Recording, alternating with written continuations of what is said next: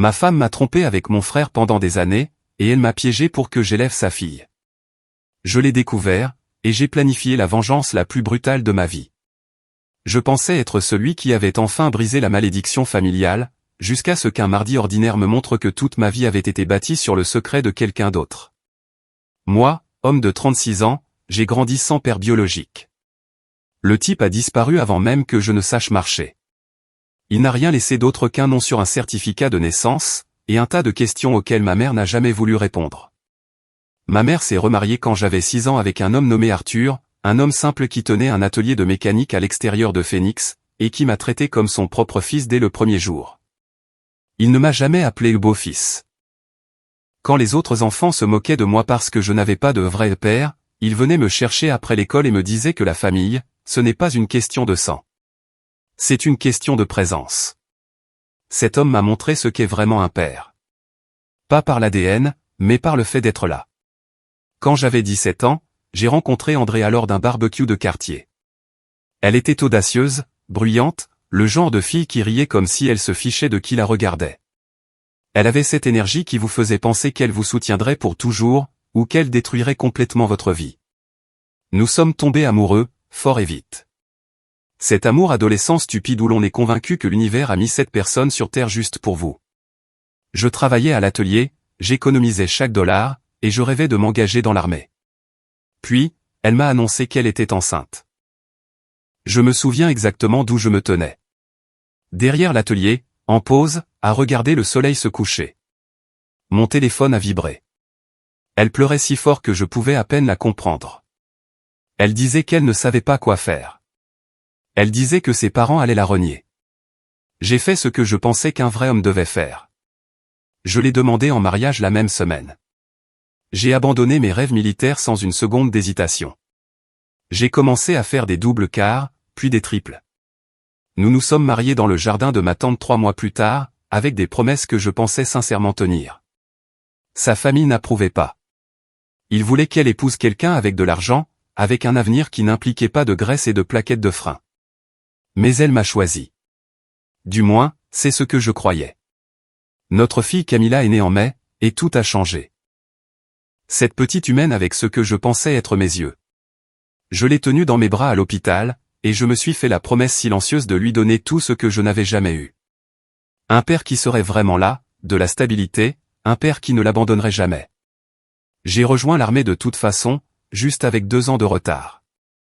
J'ai passé 3 ans à servir pendant qu'Andrea restait à la maison avec le bébé.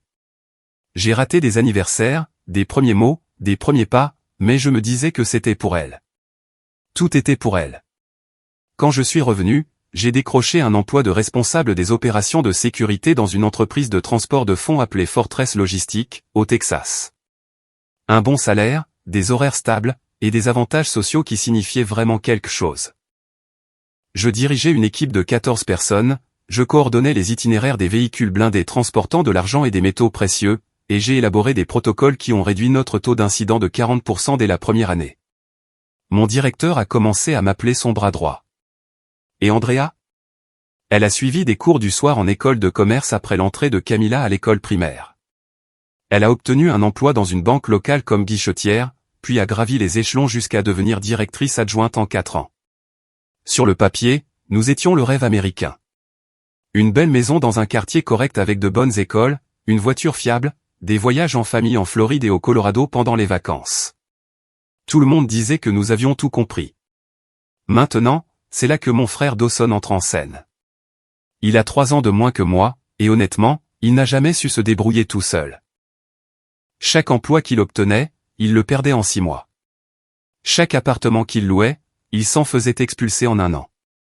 Alors, devinez qui le sauvait toujours? Moi. Quand il ne pouvait pas payer son loyer, je couvrais les frais. Quand sa voiture tombait en panne, je la réparais gratuitement à l'atelier. Quand il avait besoin de travail, je créais un poste pour lui dans mon département. J'en ai fait mon subordonné direct et répartiteur, coordonnant les plannings, répondant au téléphone. Rien d'extravagant, mais ça payait bien et il y avait des avantages. J'ai mis toute ma réputation en jeu pour lui. J'ai dit aux dirigeants qu'il était fiable, qu'il était de la famille, et que la famille ne vous laisse pas tomber. Pendant 3 ans, j'ai pratiquement maintenu cet homme en poste, je l'ai couvert quand il arrivait en retard, j'ai corrigé ses erreurs avant que quelqu'un ne s'en aperçoive, et je l'ai défendu quand d'autres se plaignaient de son attitude paresseuse. Je pensais être un bon frère. Il s'avère que je finançais son mode de vie, alors qu'il vivait une vie complètement différente dans mon dos. Mais la vraie bénédiction dans ma vie, c'était Camilla. Cette gamine était tout mon monde. Et d'une certaine manière, elle ressentait la même chose pour moi. Alors que d'autres pères se plaignaient de leurs adolescents, des yeux levés au ciel, de l'attitude et des portes qui claquent, Camilla et moi avions quelque chose de différent. Elle m'envoyait des SMS pendant sa pause déjeuner à l'école juste pour me dire salut. Elle m'attendait quand je travaillais tard, même les soirs d'école, juste pour qu'on puisse regarder la moitié d'un épisode de quelque chose ensemble.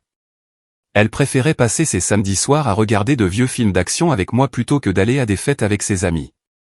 Andrea levait les yeux au ciel en voyant à quel point nous étions proches. Elle disait que je la gâtais trop, mais je m'en fichais. Cette fille était la meilleure chose qui me soit jamais arrivée. Je l'ai découvert un mardi. Camilla avait 17 ans et 10 mois. À 2 mois de ses 18 ans. Je lui avais offert une voiture 2 mois en avance pour son anniversaire. Une Honda d'occasion, 4 ans, de bonnes notes de sécurité. J'avais vendu ma moto pour aider à la payer. La seule chose qu'il me restait d'avant ma vie de père. Cette moto signifiait tout pour moi. Mais Camilla avait besoin d'un moyen de transport fiable plus que j'avais besoin de nostalgie.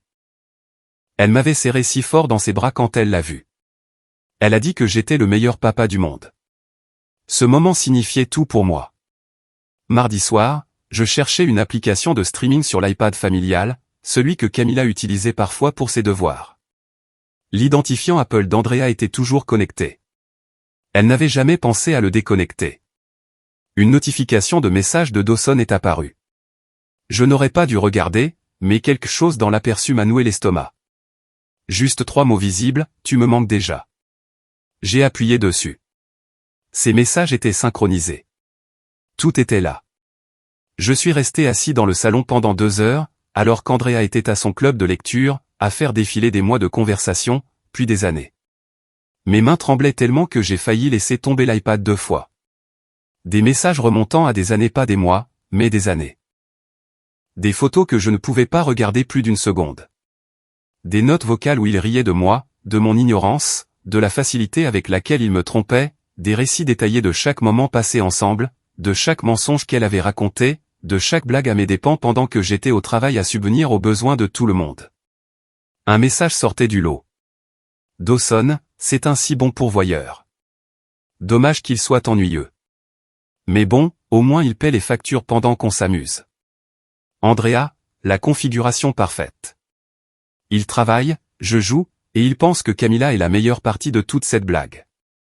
J'ai lu ce message 3 fois avant de vraiment comprendre. Il pense que Camilla est sa fille. La fille que j'avais élevée pendant presque 18 ans. La fille pour qui j'avais vendu ma moto. La fille qui m'envoyait des textos tous les jours juste pour dire salut. Pas la mienne. J'ai posé l'iPad, je suis allé à la salle de bain, et j'ai vomi jusqu'à ce qu'il ne reste plus rien. Puis je me suis assis sur le carrelage froid et j'ai fixé le mur pendant je ne sais combien de temps. Quand Andrea est rentrée de son club de lecture, j'étais déjà au lit, faisant semblant de dormir. Elle m'a embrassé le front et a dit qu'elle m'aimait. Je n'ai pas bougé, je suis juste resté là dans le noir, à rejouer chaque message que j'avais lu, chaque mensonge que j'avais cru, chaque moment des 18 dernières années qui me donnait maintenant l'impression d'avoir regardé la vie de quelqu'un d'autre. Le lendemain matin, j'ai sorti les vieux calendriers. Je suis remonté aux semaines précédant la grossesse d'Andrea. Nous nous disputions à propos de mes projets militaires. Nous n'avions pas été ensemble depuis près d'1 mois. Puis soudainement, elle était venue me voir en pleurant, disant qu'elle était enceinte. Et j'étais si heureux, pensant que nous nous étions réconciliés. Les dates dans les messages racontaient une autre histoire. Dawson avait été avec elle plusieurs fois durant cette fenêtre exacte. J'ai pris la brosse à cheveux de Camilla le lendemain matin après son départ pour l'école. Sa brosse à dents en renfort. J'ai trouvé un laboratoire privé à l'autre bout de la ville qui faisait des tests de paternité. Kit de chaîne de traçabilité. Professionnel. Discret. 10 jours plus tard, j'ai eu ma réponse, pas la mienne. 99,9% de certitude. Le test de laboratoire était pour moi. Celui ordonné par le tribunal viendrait plus tard. 17 ans. J'avais vendu ma moto pour lui acheter cette voiture. J'avais manqué les funérailles de mon meilleur ami pour être à son récital. J'avais construit toute ma vie autour du fait d'être son père. Et tout reposait sur un mensonge. Mais voilà le truc. Personne ne vous prépare à cette situation. La biologie ne change pas le fait que je l'ai élevée. Je lui ai appris à conduire. Je l'ai tenue quand elle pleurait. J'étais son père de toutes les manières qui comptaient vraiment. La trahison n'était pas que Camilla ne soit pas de mon sang. La trahison, c'était qu'Andrea et Dawson m'utilisaient comme une plaisanterie depuis 17 ans. Pendant que je me tuais au travail pour subvenir à leurs besoins, pendant que je mettais ma réputation en jeu pour garder Dawson employé, ils riaient de ma bêtise. C'est ça que je ne pouvais pas pardonner. Certains hommes auraient confronté leur femme immédiatement. Auraient crié, pleuré, jeté des objets, supplié pour des explications. Je ne suis pas ce genre d'homme. J'ai passé les 6 semaines suivantes à me préparer. C'était mon plan à exécuter, mon travail à gérer. Personne d'autre n'avait besoin de savoir jusqu'à ce que je sois prêt à appuyer sur la détente. Chaque nuit, après qu'Andrea se soit endormie, je retournais sur cet iPad, je faisais des captures d'écran de tout, j'exportais les fils de discussion. Je m'envoyais des copies par email, et je sauvegardais tout sur un ordinateur portable séparé que je gardais verrouillé dans mon bureau au travail. D'abord, j'ai rassemblé chaque preuve que je pouvais trouver, capture d'écran avec horodatage, confirmation d'hôtel sur sa carte de crédit cachée, relevé bancaire montrant des dépenses que je n'avais jamais vues. J'ai recoupé les dates avec mon calendrier de travail, faisant correspondre chaque voyage que Dawson faisait pour la visiter quand j'étais en mission de sécurité de nuit. J'ai créé une chronologie de leur liaison, organisée par date, presque 18 ans de trahison, documentée au jour près. J'ai fait attention à ce que j'incluais pour la confrontation publique. Les preuves de la liaison étaient suffisamment accablantes. Messages flirteurs, plans pour se rencontrer, reçus d'hôtel, et la pire partie, les messages où ils se moquaient de moi, me traitaient d'ennuyeux, d'ignorant, riaient de la facilité avec laquelle on me trompait. Le contenu explicite, je l'ai gardé à l'écart. Il ne s'agissait pas de mettre les gens mal à l'aise. Il s'agissait de rendre la vérité impossible à nier. J'ai consulté un avocat à Houston. J'ai appris le droit du divorce, les stratégies de protection des actifs. Il a déposé les preuves ADN en privé. C'était des munitions légales pour le tribunal, pas du divertissement. J'ai restructuré mes finances discrètement. J'ai déplacé de l'argent vers des comptes qu'Andrea ne connaissait pas. J'ai documenté chaque bien que j'avais acheté avec mes propres revenus. J'ai créé une trace écrite qui tiendrait devant n'importe quel tribunal. Ensuite, j'ai commencé à planifier la chute de Dawson. Voyez-vous, voilà le truc quand on a un emploi, parce que votre frère a créé un poste pour vous, quand votre frère décide que vous êtes fini, vous êtes fini. Première semaine, j'ai commencé à documenter chaque erreur commise par Dawson, chaque fois qu'il arrivait en retard, chaque planning qu'il gâchait, chaque plainte des chauffeurs concernant des informations de répartition erronées. Je l'avais couvert pendant des années.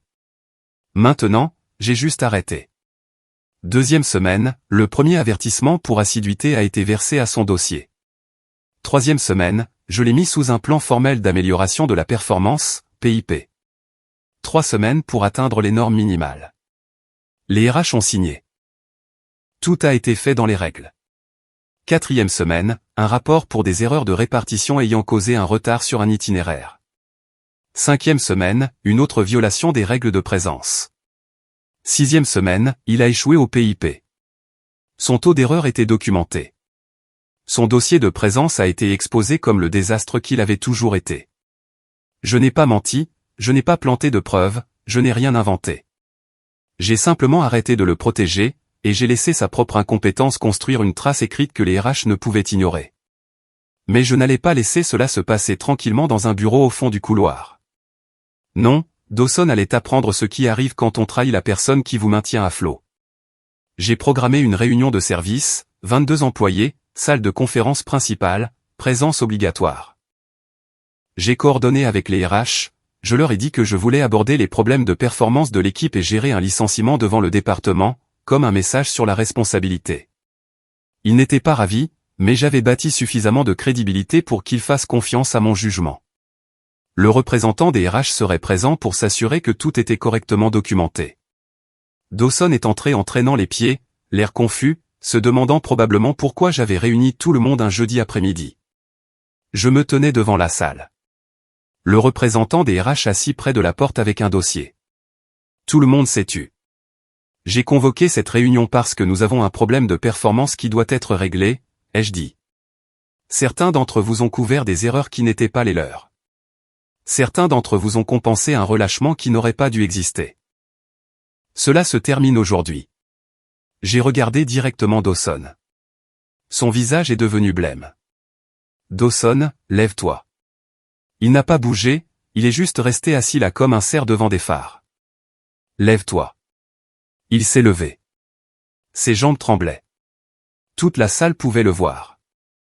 Au cours des 6 dernières semaines, tu as accumulé 14 violations de présence, 23 erreurs de répartition documentées, et 4 plaintes formelles de chauffeurs.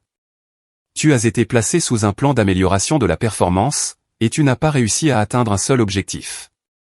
Ton travail est une ordure depuis le jour où tu as commencé ici.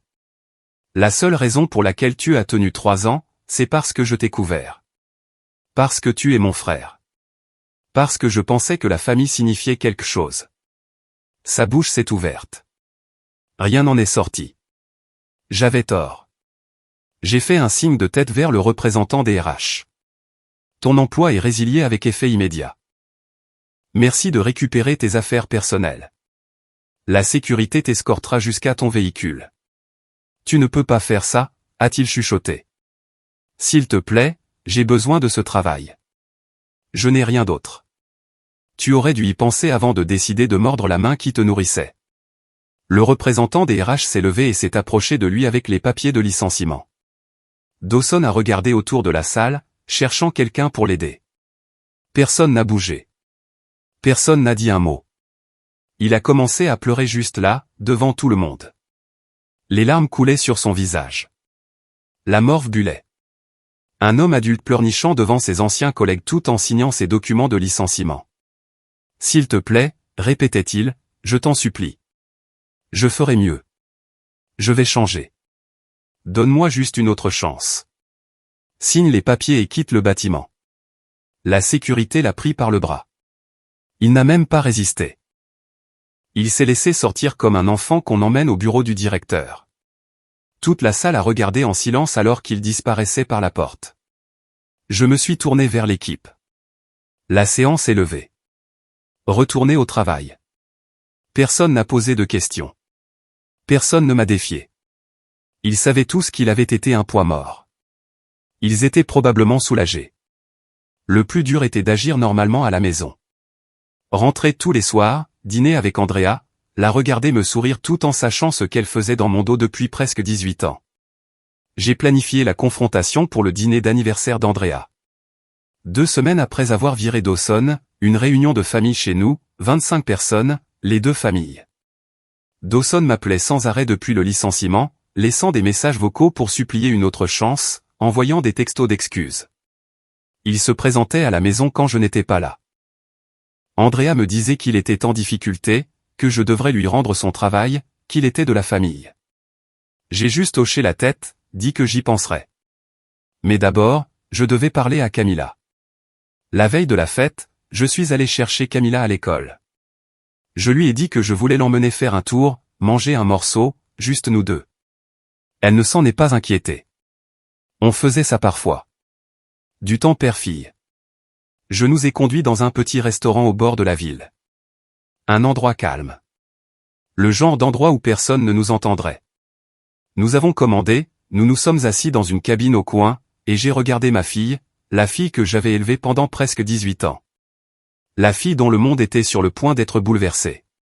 J'avais répété cette conversation 100 fois dans ma tête, mais assis en face d'elle, à la regarder manger des frites, j'ai failli ne pas pouvoir le faire. J'ai fait simple. Pas de long discours, pas de montée en tension dramatique. Je dois te dire quelque chose, ai-je dit. Et j'ai besoin que tu m'écoutes jusqu'au bout avant de réagir. Elle a posé son hamburger. Ses yeux sont devenus sérieux. Elle savait que quelque chose arrivait. Ta mère me ment depuis longtemps. Elle est avec Dawson, ton oncle, dans mon dos depuis des années. Le visage de Camilla s'est figé, pas exactement choqué. Plutôt comme si quelque chose qu'elle soupçonnait à moitié était enfin confirmé. Il y a plus, ai-je dit. Il y a une preuve légale que je ne suis pas ton père biologique. C'est Dawson. Elle n'a pas bougé, n'a pas parlé, elle m'a juste fixé. Je me suis penché en avant. Mais voici ce que tu dois comprendre. Tu es ma gosse. Je t'ai élevé. Je ne pars pas. Rien ne change entre nous. Tu comprends? Rien. Ses yeux ont commencé à s'embuer, mais elle ne s'est pas effondrée. Elle a juste hoché la tête lentement. Répète-le-moi, ai-je dit. J'ai besoin de t'entendre le dire. Elle a avalé sa salive difficilement. Rien ne change entre nous. C'est exact. Rien ne change. Je suis ton père. Point final. Quoi qu'il arrive demain, quoi que tu vois, quoi que tu entendes, ça ne change pas. D'accord? D'accord. Sa voix était petite mais stable. D'accord, papa. Je lui ai dit ce que je prévoyais pour la fête. Pas tout, mais assez. Que j'allais les exposer devant la famille. Que ça allait être laid. Qu'elle n'était pas obligée de regarder si elle ne le voulait pas. Elle a secoué la tête. Non, je veux être là. Je veux voir leur visage. C'est bien ma fille. Je lui ai dit de s'asseoir près de moi au dîner. Que si les choses dérapaient, nous partirions ensemble. Que peu importe ce qui arriverait, je la soutenais et elle me soutenait. Nous avons fini notre repas, sommes rentrés à la maison, n'avons pas beaucoup parlé, pas besoin. Le soir du dîner d'anniversaire d'Andrea, j'étais calme. Bizarrement calme. Le genre de calme qui vient quand on sait exactement ce qui va se passer et qu'on est complètement prêt pour ça. 25 personnes entassées dans notre maison. La famille des deux côtés, tante, oncle, cousin, les collègues d'Andrea de la banque, et Dawson. Il était effectivement venu. 2 semaines au chômage, désespéré, pensant peut-être que ce soir-là il pourrait me coincer, me supplier pour son travail, me faire pardonner et oublier comme je l'avais toujours fait auparavant. J'avais entendu dire par ma mère qu'il prévoyait de m'approcher à la fête, pour s'excuser, pour promettre qu'il avait changé, pour demander une autre chance au travail. Pathétique. L'homme avait couché avec ma femme pendant près de 2 décennies, et il pensait que quelques larmes me feraient lui tendre un autre chèque de paix. Il était assis à l'autre bout de la pièce, ressemblant à un chien battu. Il n'arrêtait pas de me jeter des coups d'œil, attendant le bon moment pour faire son mouvement.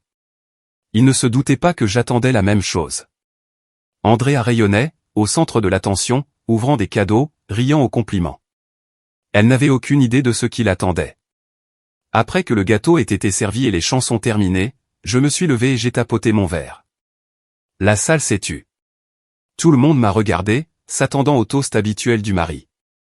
J'ai souri, gardant ma voix chaleureuse, détendue.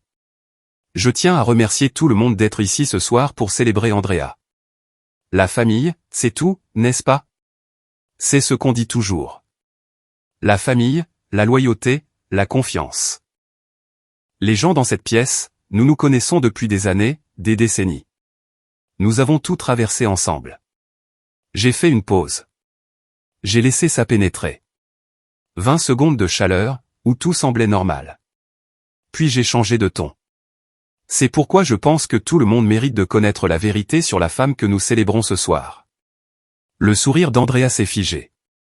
Le verre de Dawson s'est arrêté à mi-chemin de sa bouche. Je me suis dirigé vers la télé, j'ai sorti mon ordinateur portable, et j'ai branché le câble HDMI. Andrea pensait que je préparais un diaporama d'anniversaire. D'une certaine manière, c'était le cas. Laissez-moi vous montrer à quoi ressemble vraiment la famille et la loyauté dans cette maison. J'ai ouvert le dossier. La première capture d'écran est apparue. Un texto d'Andrea à Dawson. Flirteur, suggestif, des petits noms, des blagues privées, le genre de message qu'on n'envoie pas à son beau-frère. J'ai laissé l'image pendant 5 secondes. Puis la suivante, des plans pour se rencontrer. Il travaille tard ce soir. Viens. J'ai hâte de te voir. Le même hôtel que la dernière fois. La salle était dans un silence de mort. On pouvait entendre les gens respirer. J'ai montré les reçus d'hôtel, les dates, les heures, les frais de carte de crédit sur un compte que je n'étais pas censé connaître. 5 hôtels différents sur 3 ans, tous exposés sur un écran de 65 pouces. quelqu'un a halté. La mère d'Andrea. Puis je leur ai montré les messages où ils se moquaient de moi. Des captures d'écran de Dawson me traitant d'idiot. Andrea riant de mon ignorance. Tous les deux plaisantant sur la configuration parfaite où je travaillais et payais les factures pendant qu'ils s'amusaient. Message après message, année après année, tous horodatés, tous indéniables. J'ai arrêté le diaporama là. Le message était clair. La preuve était juste là, pour que tout le monde la voie. Andrea tremblait, les larmes coulant sur son visage. Puis elle a tenté quelque chose de désespéré. C'est faux, a-t-elle dit. Il a modifié ça. Il ment. Je ne vérifierai jamais ton téléphone, ai-je dit calmement. Là, tout de suite, devant tout le monde, ouvre tes messages avec Dawson. Vas-y. J'attends. Elle n'a pas bougé. Elle ne pouvait pas bouger parce qu'elle savait exactement ce qu'il y avait sur ce téléphone.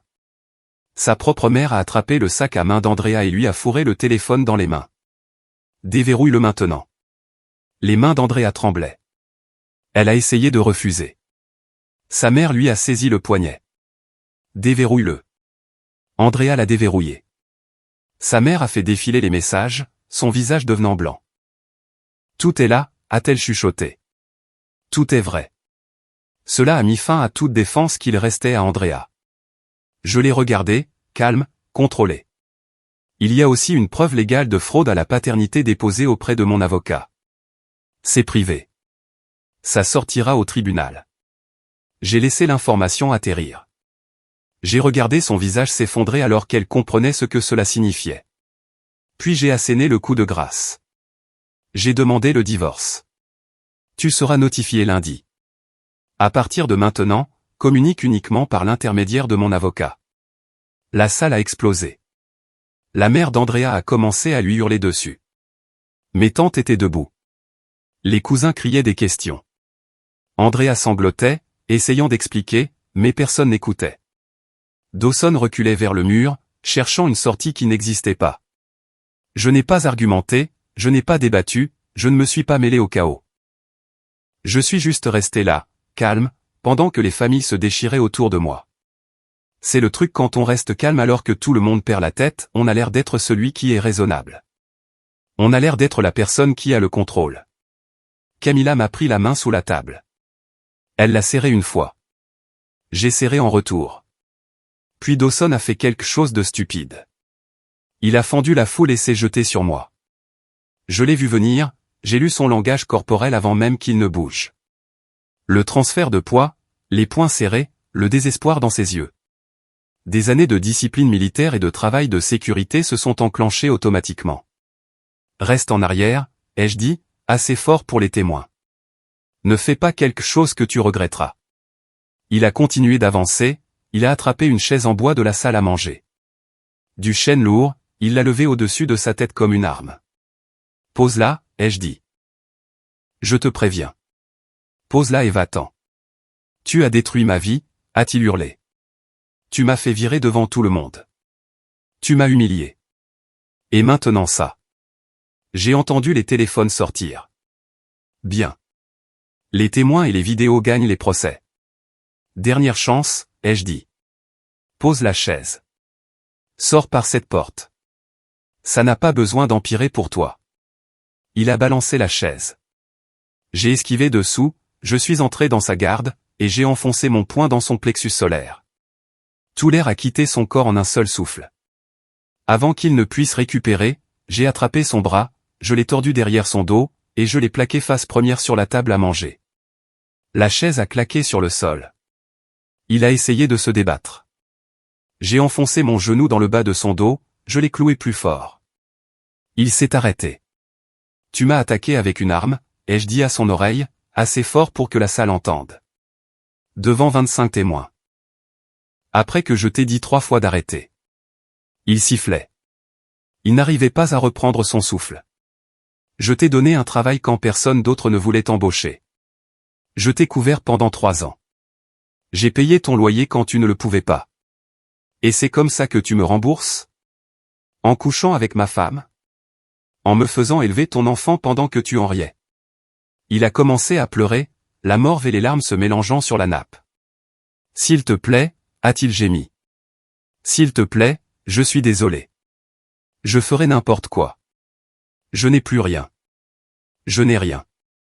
Tu aurais dû y penser avant de passer 17 ans à te foutre de moi. Je l'ai maintenu cloué jusqu'à ce que je sois sûr qu'il n'avait plus envie de se battre. Puis j'ai reculé, je l'ai laissé partir. Il s'est effondré sur le sol. Il n'a pas essayé de se relever. Il est juste resté là à sangloter pendant que tout le monde regardait. Le frère qui avait toujours le sourire facile et la blague rapide, réduit à un désordre pathétique sur le carrelage. Il a carrément attrapé ma jambe. Il a attrapé ma jambe comme un enfant suppliant pour des bonbons. S'il te plaît, répétait-il. S'il te plaît, tu es mon frère. Tu ne peux pas me faire ça. J'ai besoin d'aide. J'ai besoin d'argent. Maman ne peut pas nous soutenir tous les deux. S'il te plaît, je ferai n'importe quoi. Je quitterai la ville. Je ne parlerai plus jamais à Andrea. Juste s'il te plaît, rends-moi mon travail. Je t'en supplie. Je l'ai regardé de haut avec le vide dans les yeux. Tu as eu 18 ans pour penser aux conséquences. Tu as choisi de les passer dans mon lit avec ma femme à la place. J'ai fait une erreur? Une erreur, c'est oublier de payer une facture. Une erreur, c'est rater une échéance. Ce que tu as fait était un choix. Chaque fois, pendant 18 ans. Tu as choisi ça. Il pleurnichait maintenant, la morve coulant sur son visage, essayant de former des mots, mais il ne sortait que comme des sons.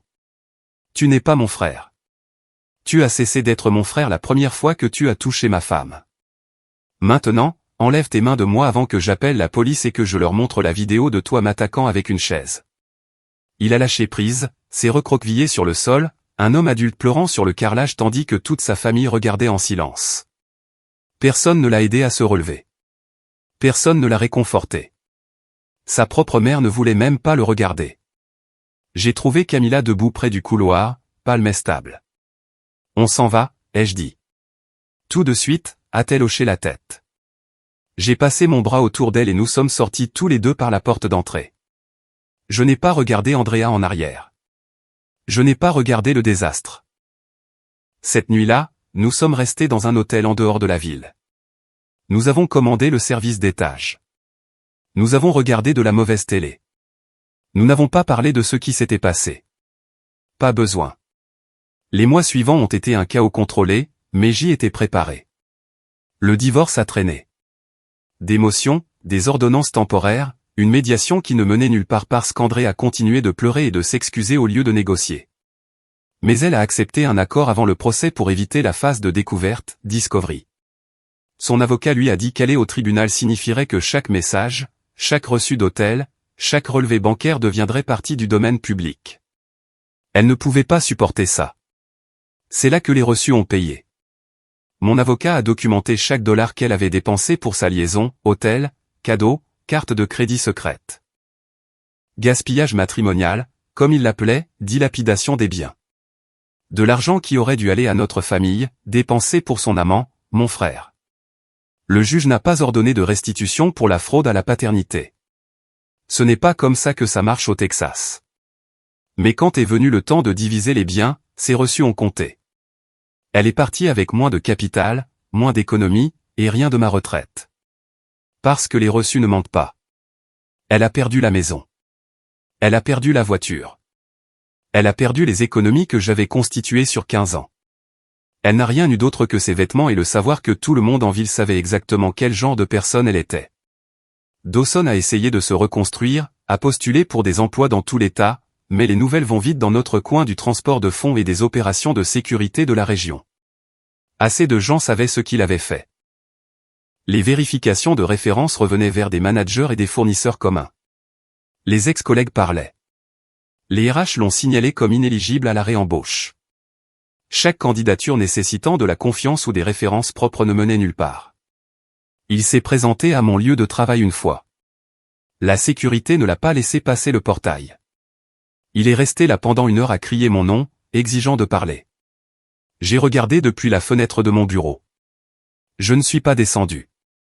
Finalement, il est parti. 1 semaine plus tard, il m'a envoyé une lettre de 10 pages, manuscrite, pleine d'excuses et de promesses de tout arranger. Je n'ai pas lu au-delà du premier paragraphe, je l'ai passé au destructeur de documents. Il a essayé d'appeler de différents numéros. J'ai bloqué chacun d'eux. Il a essayé de se présenter aux endroits où il pensait que je pourrais être. J'ai changé mes routines, je suis devenu un fantôme pour lui. Finalement, il a arrêté d'essayer. L'envie de se battre l'avait complètement quitté. En moins de 2 mois, il vivait dans le sous-sol de ma mère. Un homme adulte, sans emploi, sans avenir, complètement dépendant de la sécurité sociale de notre mère âgée. L'enfant chéri réduit à rien.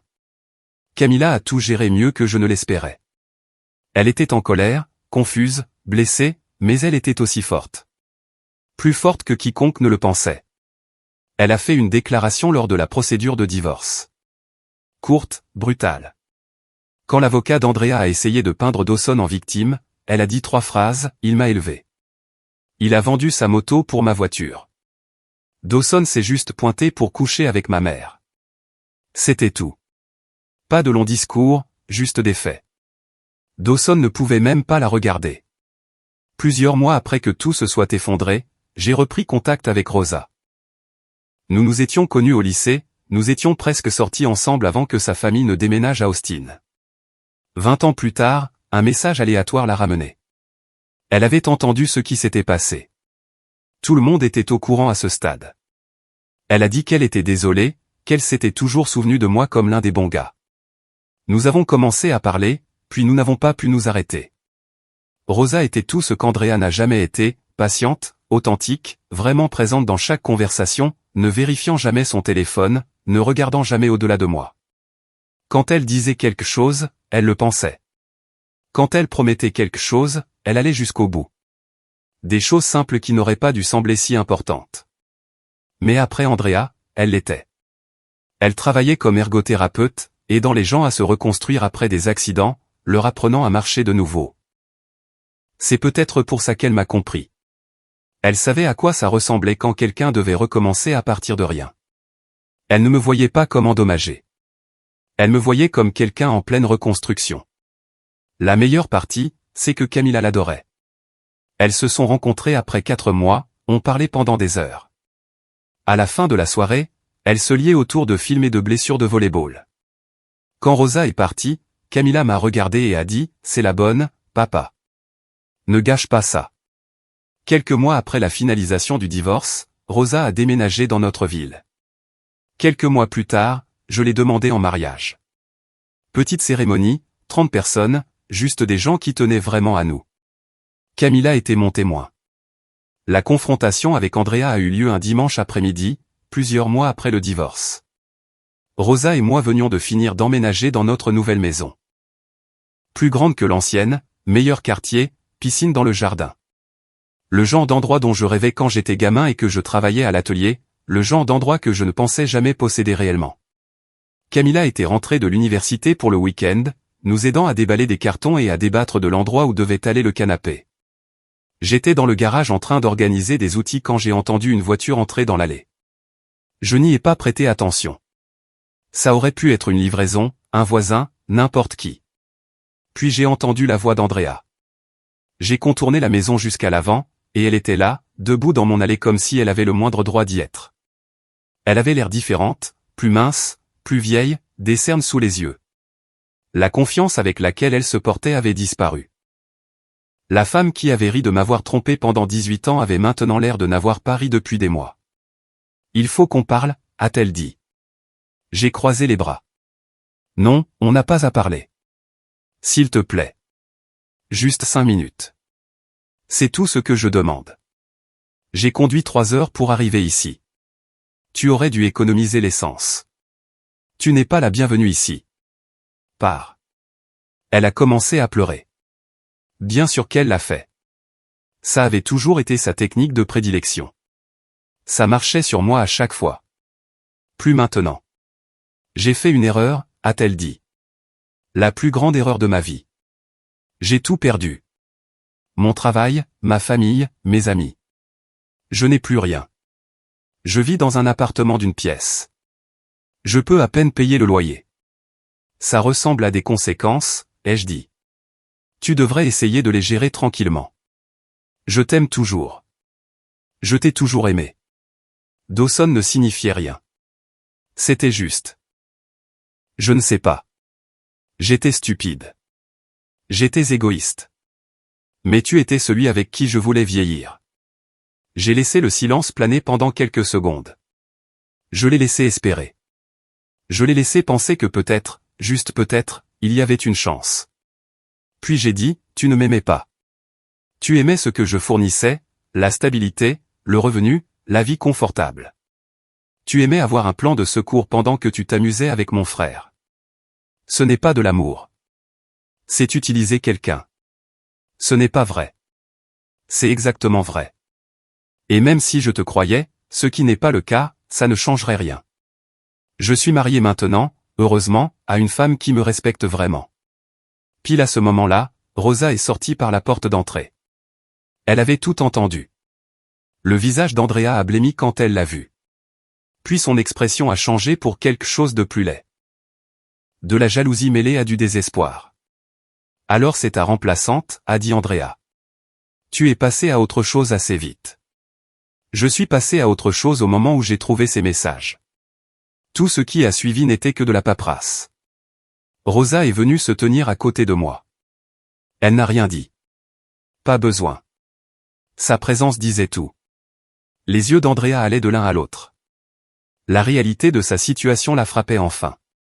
Je m'étais reconstruit. J'avais avancé. J'étais plus heureux que je ne l'avais jamais été avec elle. Et elle était debout dans mon allée à mendier comme Dawson avait mendié sur le sol de cette cuisine. Tu ne peux pas faire ça, a-t-elle dit, la voix s'élevant.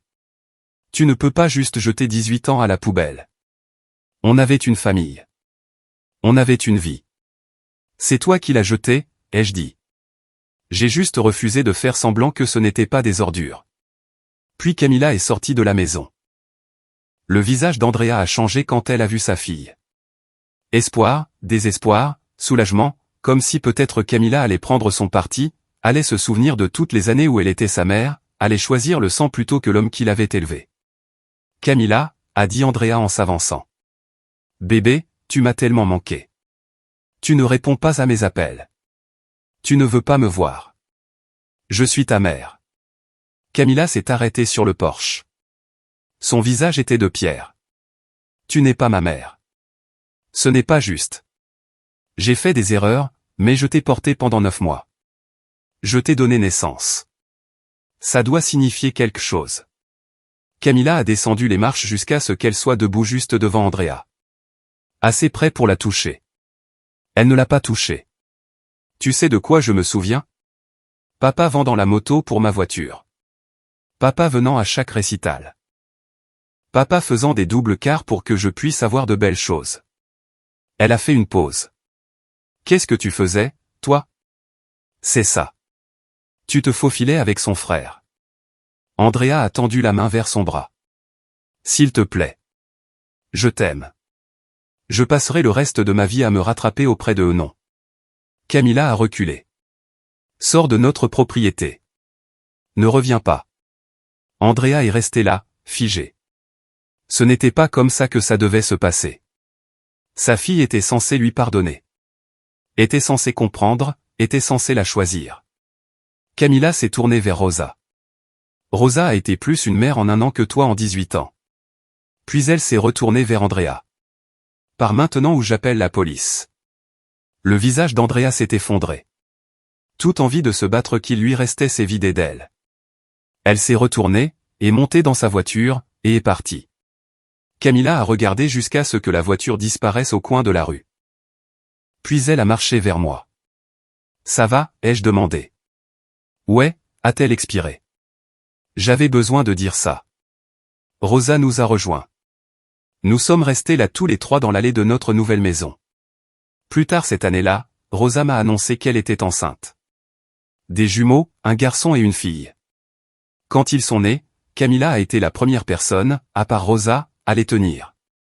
J'ai regardé ma fille bercer ses frères et sœurs bébés avec des larmes dans les yeux. La même fille qui s'était assise à côté de moi à ce dîner d'anniversaire et avait choisi de rester avec moi malgré tout. Tu as bien fait, papa, a-t-elle dit.